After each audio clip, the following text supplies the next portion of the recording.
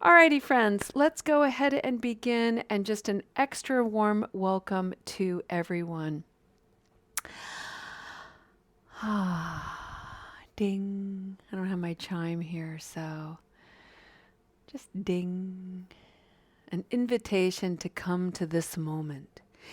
And I want to begin our practice today by acknowledging that in the Spokane Sangha for the month of December, we are exploring the theme of peace, cultivating peace. And one of the things that I shared last week was a very simple but beautiful phrase by Thich Nhat Hanh, which is, there is no way to peace. Peace is the way. There is no way to peace. Peace is the way. And so what we are exploring this month is cultivating the way of peace as it lives in each of us, whereby you become the way. You are the path, and you are the one walking the path. It's all within you. And you are both the darkness and you are the light. You get to bring all of that with you along the way. And so one of the things that we've been doing as well is we've been exploring synonyms for the word peace. And this has been a way, synonyms help me anyway, sort of broaden the definition of things. I have a certain idea of what something means. I have a certain concept, and then I kind of stick with it. I stick with the narrative of it. I repeat it over and over. And so by introducing synonyms, we get to look at a single concept like peace. This is my pointer finger here. And now I get to look at it from this angle and this angle and this angle and this angle. And this is growing our capacity for noticing, for cultivating curiosity and inquisitiveness, as opposed to treating this thing called peace like a nail and we just keep hammering on it over and over and over again. Like, I got to get this. I got to understand it. And the Buddhist practice is all about putting the weapons down, putting these heavy-handed tools down and going, look at this thing that we call peace. I wonder what this is all about. So I'm going to read some synonyms for you. It's the 13th of December. Happy Friday the 13th, a very auspicious day. And we're going to read 13 synonyms.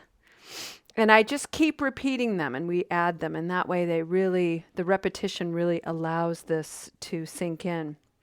So synonyms for peace: tranquility, calm, quiet, harmony, order, concord, amity, goodwill, stillness, private, seclusion, solitude. Today the one we're going to add is serenity.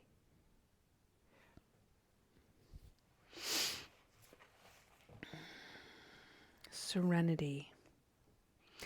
Yesterday we were talking about privacy, and we were talking about and we were also talking about solitude and seclusion.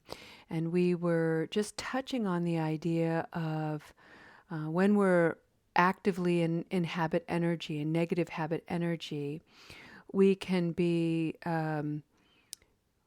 just sitting with things like guilt and shame and self-loathing. And that can cause us to withdraw and retreat and isolate a little bit. And that's quite a bit different than the solitude or the seclusion that accompanies peace. The solitude and the seclusion that is partnering with peace is really what we're doing right now. We've all prioritized some time today out of our very busy contemporary lives. We're sitting in community, so we're with people, but we're also alone. We're also just with ourselves. And we're receiving the positive energy of the Dharma. We're receiving the beautiful energetic load of like-minded people, and we're taking that all in the privacy of our own minds and hearts, so that it can sort of work us behind the scenes, work us a little bit on the unconscious level. And it's a powerful, powerful act. That way, when we plug in this way, and then we go out into our day, and maybe we have a challenging meeting this afternoon, maybe we're holding on to some feelings that feel blue and a little low. Reet is in blue sky. I mean, the brilliant view behind him today is so magnificent. And yet, where I am in Spokane, it's really gray. And I know that I'm very sensitive to the weather and to pressure. So when the clouds are really low, I feel it. I'm kind of blah. But the minute the clouds lift, my whole mood lifts. So just noticing the ways that we're connecting to nature, to the air, to the sun, to the sky, to one another. And these things allow a peace to descend, to enter in, so that when we go into our day and we're facing any kind of challenge, we can drop into that challenge a hint, an essence of peace that we might not have otherwise had. Maybe the peace isn't all, meditative in a hand mudra, kind of peace, but maybe it's a peace that feels calm. Maybe it's a peace that says, right now, my capacity for an intense conversation is limited, and I'm feeling rather quiet. What a beautiful boundary. What a beautiful, peaceful boundary. I would love to be able to have a more in-depth conversation with you. But what's in my mind and my heart today is a little bit of retreat, a little bit of quiet, a little bit of seclusion. And out of respect for you and respect for me, I'm going to honor that. Another peaceful expression of a boundary. And if somebody meets you with, no, we need to talk about this right now, that's such a great indicator of somebody who's hammering the nail and not able to look at peace from multiple points of view. And so you can say that. Just repeat yourself. I appreciate the urgency and that need. I know exactly how that feels, and I don't feel that way, so I'm going to step back and have a little solitude. And we'll come back to this in maybe an hour or a day. Anything. Your wisdom knows what to say. Today, I'd like to share with you a little perspective from Thich Nhat Hanh. And this is from his book, Peace is Every Step. And this was my introduction to Buddhism. This was given to me in 1992. It is an extremely well-loved book. And this book changed my life. So I'd like to share with you just part of a particular teaching in this book called Not To.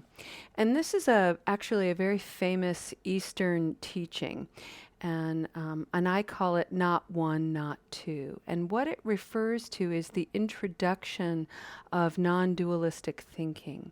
In the West, we are very conditioned to think dualistically, good versus evil, right or wrong, good or bad, black or white, this or that. In the East, people are raised with a very different conditioning, a non-dual conditioning, which is both and.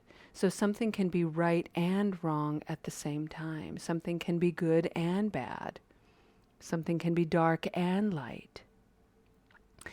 And then there's something even beyond both of those things. It incorporates the duality, the non-duality, and then one step farther. And so it's easy to put in the mind how we're constantly looking for these one or the other, even when we're looking at both of them. And so we teach this. There's this teaching that goes not one, not two, and how you can think about it is the inability to separate the good from the bad, the light from the dark, the this from the that. For example, the ocean and its wave. Not one, not two. So they're not one exact thing, but they're not completely separate either. The sunshine, the sun, that star, and its light or its warmth. Not one, not two.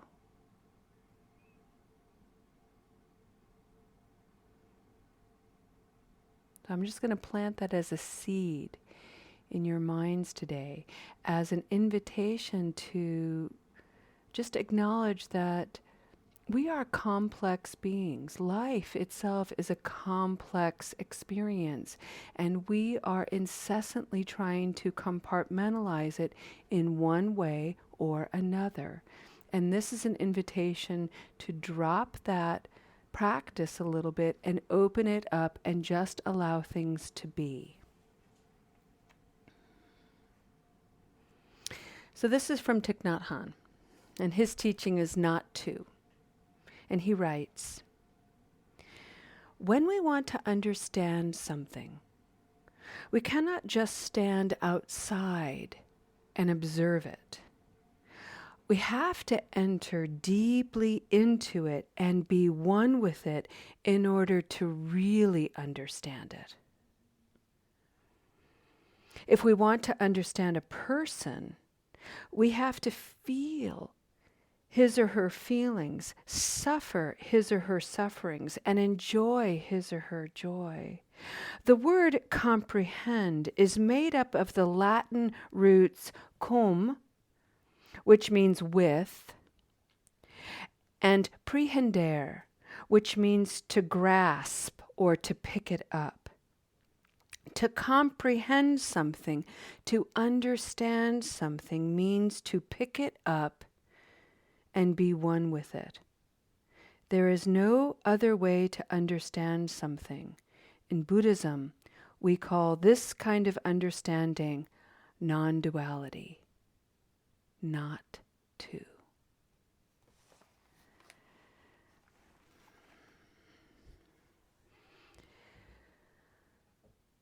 It's good. Good stuff. And why I'm bringing this forward for us today in a practice is because we've been looking at synonyms, the connection of different words associated with this idea of peace. But peace is actually a non-dual state of heart-mind. One can be peaceful even while entertaining non-peaceful feelings like anger, confusion. One can remain peaceful even when coming before craving. And what's fascinating about that is it doesn't feel that way. And that's something to explore in your own mind and in your own body experience. So by cultivating peace, even just conceptually and even using synonyms, and allowing that to come into your mind and allow it to enter into your body, like really feel, what does a sense of tranquility feel like in your body? Or better yet, what does the synonym order feel like in your body? What does the peace that you might get from an external, orderly, tidy environment instill upon you? Today we have a Sangha member who's out in nature, and there's a symmetry to nature. There's some comfort in the order of nature, even in all of its asymmetry and nonlinearity. So when you are encountering anything challenging, an intrusive thought, an old memory,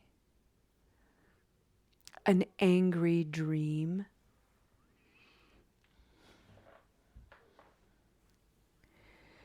Rather than react with the same energetic load, we can breathe. We can pause. We can lean back. These are all simple practices to do in the moment and go, wow, wow, wow, whoa.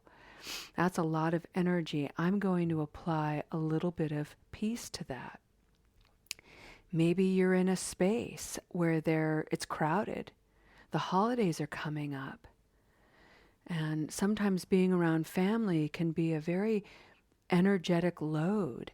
And so it's really important to say, I'm going to give myself, with all due respect, I'm going to offer myself some sacred solitude so that I can bring some more peace to my mind and body. I'm feeling a little overwhelmed. I'm feeling a little overexcited in my mind and body. So I'm going to retreat a little bit and breathe. Now, depending upon who your family is, that might land as kind of weird. And that's okay. It is a little weird in the Western culture. And what else is it? Because it can be weird and something else. It can be weird and wonderful and healing. It can be strange and odd, and it can be inspiring and ignite a new insight for someone else.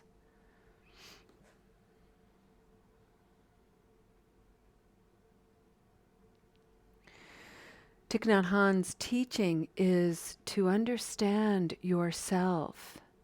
You have to be with the things that you have been avoiding and numbing. I have to be with the things that I've been avoiding and numbing. And I have to be willing to pick them up very carefully. And you know what else I need to do? I need to acknowledge when I don't have the skills to pick that up just yet. I don't have the capacity. I don't have the state of mind. I don't have the ego integrity yet. I'm not practiced enough to pick that up yet. That thing is too big, too prickly, too hairy, too gnarly. But I'm not going to turn away. I'm not going to return to a substance. I'm not going to return to my same old habit energy. I'm just going to let that be there and look at it and go, oh yeah, okay, wow. And let that acknowledgement be an invitation to fine-tune the tools and the skills I already have. I don't have to meet that challenge, whatever it is, and go, I'm so lame. I can't believe I don't know how to deal with that. What's the matter with me? I thought I was, farther along on my spiritual journey.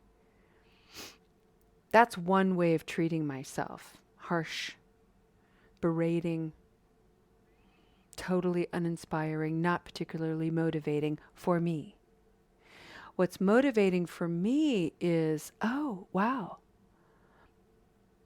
Yeah, I don't have the skill set to pick that up yet. I don't really know how to be with that too closely. I've got to keep that at a little bit of a distance. Would you look at that? But look at me being with it in this way. That's new. That's cool. That's amazing. Good job, me. And that makes me feel a little bit more confident. And that makes me feel like, oh, well, maybe I can step a little closer to that thing that makes me a little nervous and a little insecure. I don't have to pick it up yet. I don't have to put it in my pocket or even infuse it into my heart. Now, I'm not ready for that yet, but I can move a little closer. I don't have to be so afraid. I don't have to be so daunted. Look at that.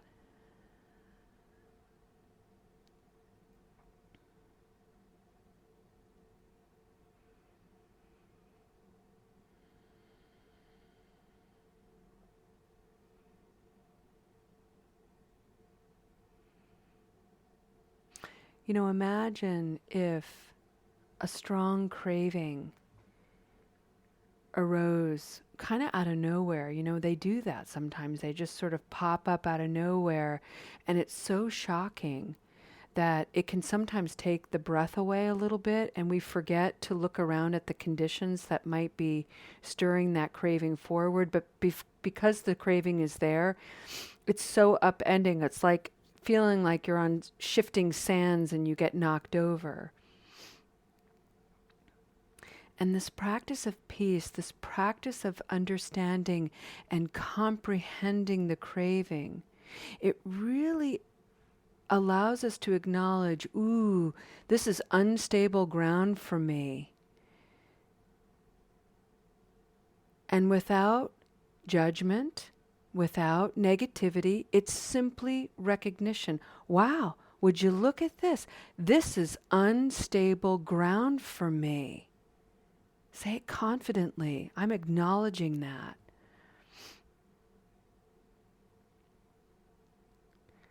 But the tools I already have, I can breathe. I'm okay. I do not have to answer the call of that craving. That's like wrapping your toes around the sand so that when the wave comes, you don't fall over. That's like shifting your weight a little bit so that when the wave comes, you're not knocked over. And in that way, you can get a little curious. Wow, what brought forward this craving? And then the next thing is, what are some other things I can do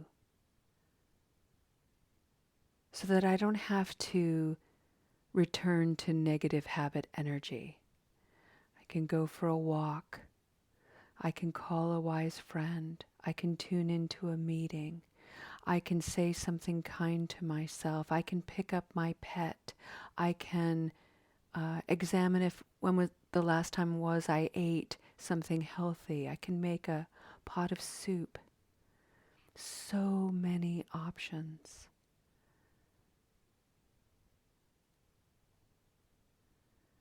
And all because you chose to be with this arising rather than turn away from it, pretend it's not there, ignore it, numb it. You are with it in whatever way you could be with it. That is a radical act of peace.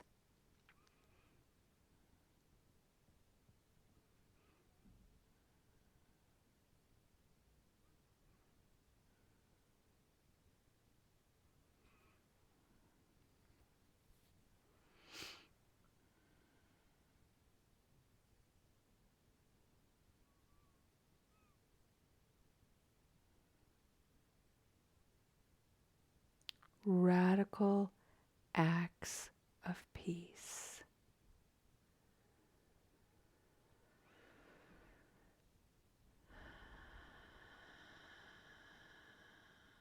It begins with each of us as individuals.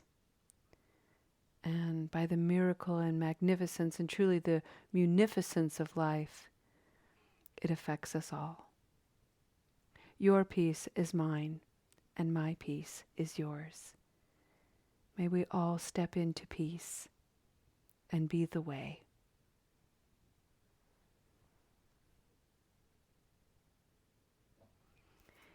Thank you, friends.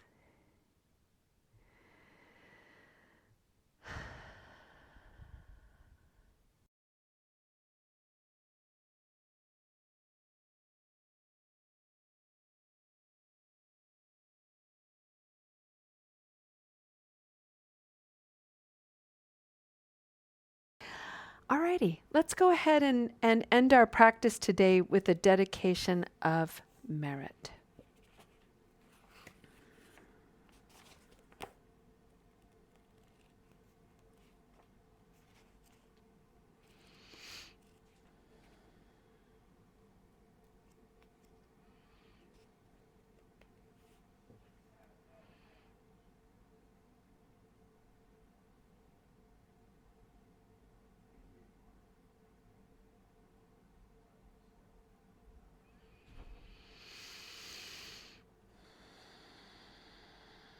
I'm just looking over some verses in the dedication by Shantideva.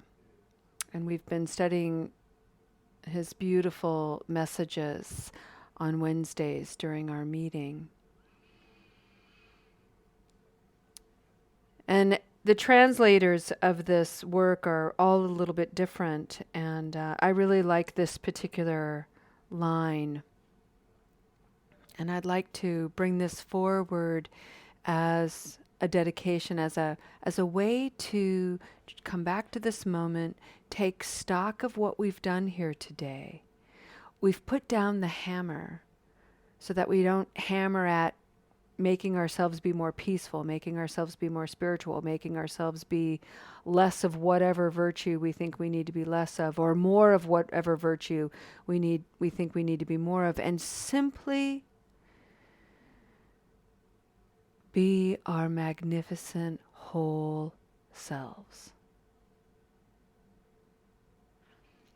And by bringing peace to that, we automatically, by extension, bring it out into the world. It's an energetic radiance. And so we dedicate that effort, we dedicate that action, we dedicate that awareness and understanding and knowledge to those who don't have access to this, for all the reasons that people don't.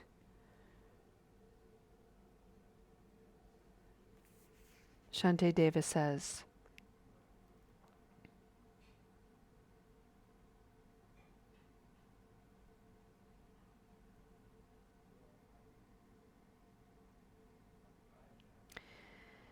may the desires of the bodhisattvas for the welfare of the world meet with success. May what the protectors intend for living beings be completely fulfilled. And I'll just add for myself, may I continue to walk the way of peace, to become a protector of light, of virtue. May I step lightly on this sacred journey, supporting myself, supporting all. Thank you so much for your beautiful practice today, friends. We'll see you next time. Namaste.